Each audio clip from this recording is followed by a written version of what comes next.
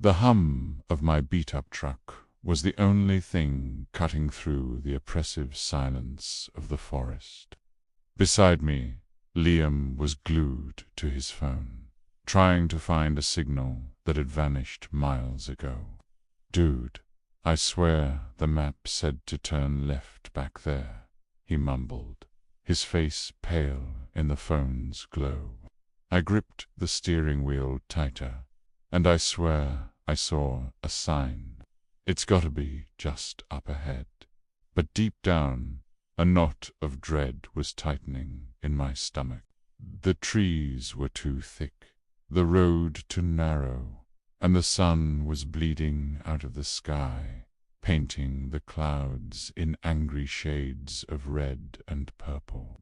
We were supposed to be at a rented cabin hours ago, ready for a weekend of fishing and bonfires. Instead, we were hopelessly lost on a forgotten logging road that was slowly being reclaimed by nature. The truck sputtered, coughed, and then died. Silence. Absolute, deafening silence. We both froze. "No, no, no," I whispered, turning the key again. Nothing. Just a click. Liam's head dropped. "Out of gas?" he asked, though he already knew the answer. I nodded, my throat dry. We were stranded.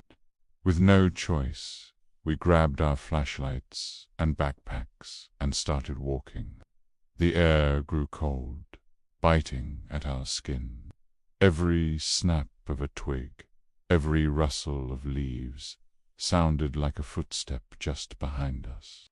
"Did you hear that?" Liam whispered, his beam darting frantically into the woods. I tried to sound brave. Probably just a raccoon man. Relax, but I didn't believe it. There was a feeling in the air, a heavy, watchful presence that made the hair on my arms stand up. After what felt like an eternity, a shape loomed out of the darkness. A building. It was an old two-story house, paint peeling like sunburnt skin, windows like vacant eyes. A crooked porch sagged in the front, and a single skeletal tree clawed at the sky beside it. "We have to," Liam said, his voice barely a whisper. "We'll freeze out here." I didn't want to go near it. Every instinct screamed at me to run, but he was right. Reluctantly, I nodded, and we crept towards the rotting porch.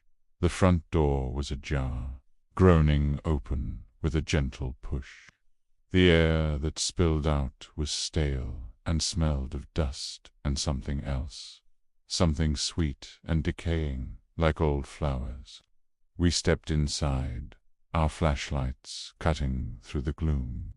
The interior was a disaster. Furniture was draped in white sheets, looking like a congregation of ghosts. Cobwebs hung from the ceiling like ancient chandeliers. In the center of the main room, a grand piano sat silently, its keys yellowed with age. As we explored, the feeling of being watched intensified. I felt a cold spot in the upstairs hallway, a sudden drop in temperature that stole my breath. Liam called out from a downstairs room. "Hey, check this out." I found him in what must have been a child's bedroom. A rocking horse stood frozen mid-rock, and a small porcelain doll sat on a dusty shelf, its painted eyes seeming to follow our every move. On the wall, scratched into the floral wallpaper, were childish drawings, but they weren't of happy things. They were crude stick figures, running from dark, shapeless masses with long, sharp fingers. A chill ran down my spine. Suddenly, a single, haunting note echoed from downstairs. The piano. We froze. our eyes meeting in the dim light.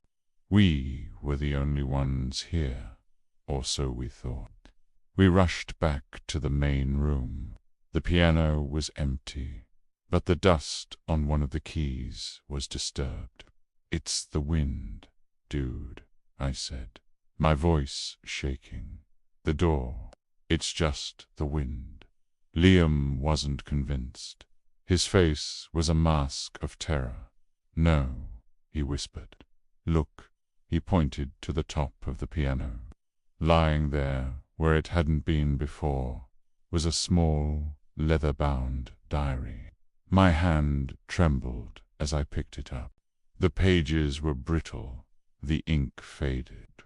It belonged to a girl named Ilara, who lived in the house over a century ago. Her early entries were joyful, writing about her parents and playing in the woods. But the tone quickly darkened. She wrote of the whispers in the walls, shadows that moved on their own, and a tall man with no face who watched her from the trees.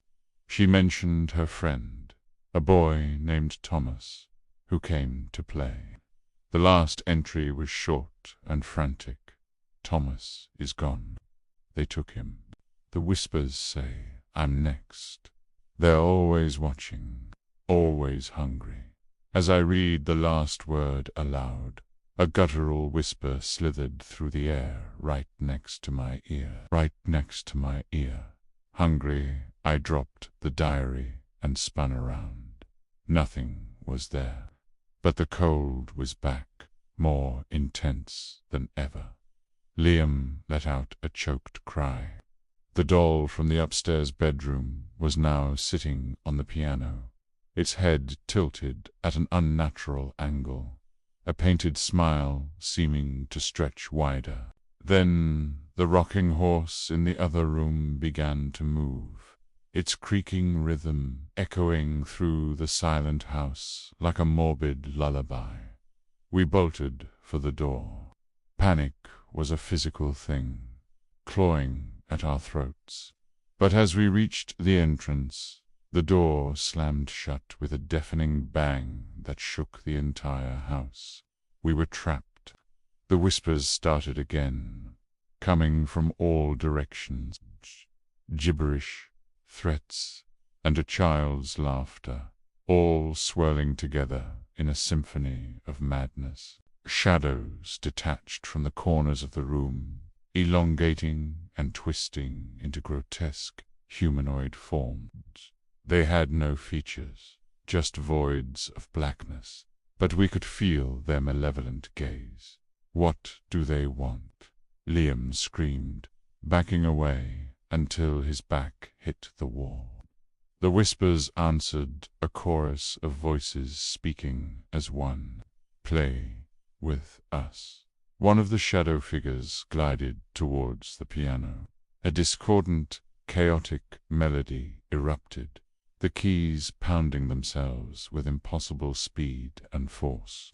The sound was agonizing, scraping at our sanity.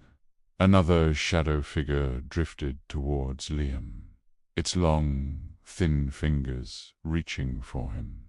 I grabbed the heaviest thing I could find, an old fireplace poker, and swung it wildly. It passed right through the shadow with no effect. They were incorporeal. We couldn't fight them. Our only hope was to escape. I scanned the room, my mind racing. A large window boarded up from the inside. The window, I yelled, "Help me." We threw ourselves at the wooden planks, tearing at them with our bare hands. Splinters dug into our fingers, but the adrenaline numbed the pain. The whispers grew louder, angrier. Objects began to fly across the room. A vase shattered against the wall near my head. The rocking horse downstairs was now creaking so violently it sounded like it would break apart. With a final desperate heave, we tore one of the boards loose. I used the poker to smash the glass, and we scrambled through the opening, cutting ourselves on the jagged edges. We didn't stop. We ran. We ran blindly through the pitch-black forest, branches whipping at our faces, an unholy cacophony of shrieks and laughter chasing us from the house. We could hear them crashing through the undergrowth behind us, their whispers now a constant, hissing presence in our ears. Can't escape. Always hungry. I don't know how long we ran. We just kept going, fueled by pure animal terror. My lungs burned. My legs were giving out. But the thought of those things touching me was a greater pain. Bend through the trees. We saw it. A pair of headlights. A car. We stumbled onto the main road, waving our arms, screaming. The car screeched to a halt, its driver a shocked-looking old man. We didn't explain, we just begged him to drive. He saw the look in our eyes, the blood on our hands and faces, and he didn't argue. As the car sped away, I risked a look back. For a split second, I saw them, standing at the edge of the woods, where the forgotten logging road met the main one. Two dark figures, a tall, featureless man and a small, spectral girl. They just stood there, watching us go, and I knew with a certainty that chilled me to my very soul that they would be waiting. The whispers had stopped, but I could still hear them in my head. We had escaped the house, but a part of it, a sliver of that ancient, hungry darkness, had come with us. The game was over for now, but I knew we were still their playthings. They're patient, and they're always hungry. Thanks for listening, and please, be careful on those back roads. You never know what's waiting in the dark.